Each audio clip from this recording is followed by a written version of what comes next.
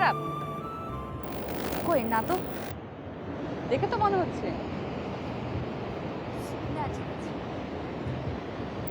একটা জিনিস কি জানেন, নিয়তি এমন একটা জিনিস যা আমি কখনোই বিশ্বাস করতাম না,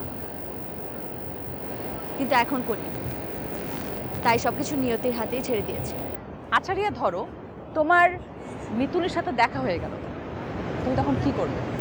ওকে জড়িয়ে ধরবো। তারপর? কেন এসব জিজ্ঞেস করছো? জিজ্ঞেস করছি কারণ ধরো তোমার সঙ্গে মিতুলের দেখা হয়ে গেল, কিন্তু মিতুল তোমাকে ফিরিয়ে দিল যখন ও জানতে পারলো তোমার বিয়ে হয়ে গেছে। তখন আমি ওকে খুব ভালো করে চিনি, ও কখনোই এমন করবে না।